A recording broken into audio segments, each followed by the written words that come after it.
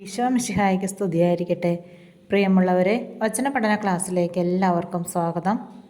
ഇന്ന് നമുക്കെല്ലാവർക്കും അറിയാവുന്നതുപോലെ റിവിഷൻ ഡേ ആണ്. ആദ്യം തന്നെ നമ്മൾ ഇന്നത്തെ വചനം പഠിക്കും. അതിനുശേഷം കഴിഞ്ഞ രണ്ടാഴ്ചത്തെ വചനങ്ങൾ ഒന്നുകൂടി ഓർത്തു നോക്കും.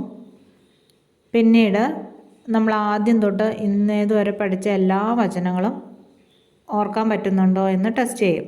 അങ്ങനെയായിരിക്കും ഇന്നത്തെ ക്ലാസ് പോകുന്നത്. അപ്പോൾ ആദ്യം ഇന്നത്തെ വചനം നോക്കാം. സെഫാനിയ 3:17. നിന്റെ ദൈവമായ കർത്താവ്, വിജയം നൽകുന്ന യോദ്ധാവ് നിന്റെ മധ്യേ ഉണ്ട്. ഈ വചനം നമുക്ക് 3 പ്രാവശ്യം ഏറ്റുപറഞ്ഞ് പഠിക്കാം. സെഫാനിയ 3:17. നിന്റെ ദൈവമായ കർത്താവ്, വിജയം നൽകുന്ന യോദ്ധാവ് നിന്റെ മധ്യേ ഉണ്ട്. സെഫാനിയ 3:17.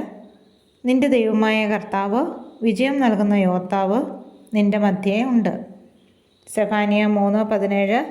നിന്റെ ദൈവമായ കർത്താവ്, വിജയം നൽകുന്ന യോദ്ധാവ് നിന്റെ മധ്യേ ഉണ്ട്. ഇനി നമുക്ക് ഈ ആഴ്ച പഠിച്ച എല്ലാ വചനങ്ങളും ഒന്നുകൂടി ഓർത്തു നോക്കാം. സുഭാഷിതങ്ങൾ 20:20. അപ്പനെയോ അമ്മയെയോ പ്രാകുന്നവൻ്റെ വിളക്ക് കൂരിരുട്ടിൽ കെട്ടുപോകും. 2 മക്കബായർ 8:18. നമുക്കെതിരെ വരുന്ന ശത്രുക്കളെയും ലോകം മുഴുവനെ തന്നെയും അങ്കുലി ചലനം കൊണ്ട് തറ പറ്റിക്കാൻ കഴിയുന്ന സർവശക്തനായ ദൈവത്തിലാണ് നമ്മുടെ പ്രത്യാശ. മത്തായി 22:37. നീ നിന്റെ ദൈവമായ കർത്താവിനെ പൂർണ്ണ ഹൃദയത്തോടും പൂർണ്ണ ആത്മാവോടും പൂർണ്ണ മനസ്സോടും കൂടെ സ്നേഹിക്കുക. സങ്കീർത്തനം 42:5. എൻ്റെ ആത്മാവേ, നീ എന്തിനു വിഷാദിക്കുന്നു? നീ എന്തിനു നെടുവീർപ്പെടുന്നു? ദൈവത്തിൽ പ്രത്യാശ വയ്ക്കുക. യോഹന്നാൻ 1:1. ആദിയിൽ വചനമുണ്ടായിരുന്നു, വചനം ദൈവത്തോടു കൂടിയായിരുന്നു, വചനം ദൈവമായിരുന്നു.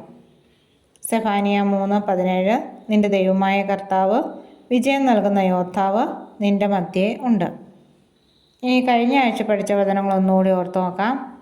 നിയമാവർത്തനം 4:7. നാം വിളിച്ചപേക്ഷിക്കുമ്പോഴൊക്കെ നമ്മുടെ ദൈവമായ കർത്താവ് നമുക്ക് സമീപസ്ഥനായിരിക്കുന്നത് പോലെ ദൈവം ഇത്ര അടുത്തുള്ള വേറെ ഏത് ശ്രേഷ്ഠ ജനതയാണുള്ളത്. സങ്കീർത്തനം 90:14. പ്രഭാതത്തിൽ അങ്ങയുടെ കാരുണ്യം കൊണ്ട് ഞങ്ങളെ സംതൃപ്തരാക്കണമേ. ഞങ്ങളുടെ ആയുഷ്കാലം മുഴുവൻ ഞങ്ങൾ സന്തോഷിച്ചുല്ലസിക്കട്ടെ. മത്തായി 6:33. നിങ്ങൾ ആദ്യം അവിടുത്തെ രാജ്യവും അവിടുത്തെ നീതിയും അന്വേഷിക്കുക, അതോടൊപ്പം മറ്റുള്ളവയെല്ലാം നിങ്ങൾക്ക് ലഭിക്കും. പ്രഭാഷകൻ 7:10. പ്രാർത്ഥനയിൽ മടുപ്പ് തോന്നരുത്, ദാനധർമ്മത്തിൽ വൈമുഖ്യം കാണിക്കരുത്. അപ്പസ്തോല പ്രവർത്തനങ്ങൾ 16:31.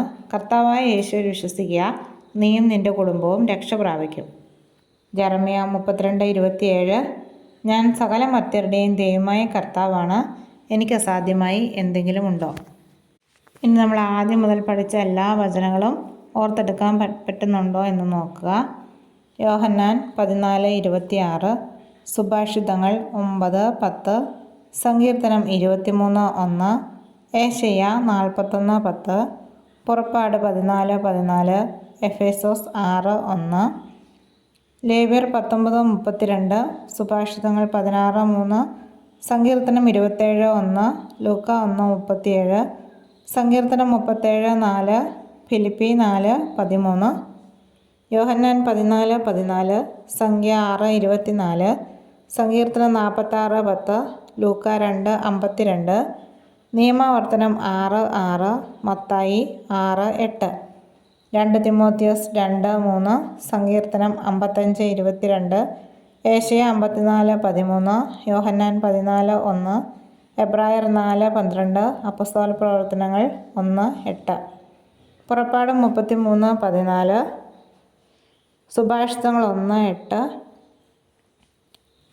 മർക്കോസ് 11:24. സങ്കീർത്തനം 103:2. മത്തായി 5:44. റോമ 9:16. മത്തായി 7:12. ഉൽപ്പത്തി 12:2. ഫിലിപ്പി 4:19. സങ്കീർത്തനം 3:5. 2 ദിനവൃത്താന്തം 7:15. ഏശയ്യ 65:24. സംഖ്യ 23:23. കൊളോസോസ് 3:21. സങ്കീർത്തനം 57:2. ജ്ഞാനം 6:25. 2 കൊരിന്ത്യർ 13:13. യോഹന്നാൻ 15:3. പ്രിയമുള്ളവരെ, ഇന്നത്തെ വചനം കൂടിയാകുമ്പോൾ നമ്മൾ 54 വചനങ്ങൾ പഠിച്ചു കഴിയും. ഇന്നും നാളെയും എല്ലാ വചനങ്ങളും പഠിക്കാനും എഴുതാത്തത് എഴുതാനും ഉള്ള ദിവസമാണ്. എല്ലാവരും ആ ദിവസം പ്രയോജനപ്പെടുത്തുക.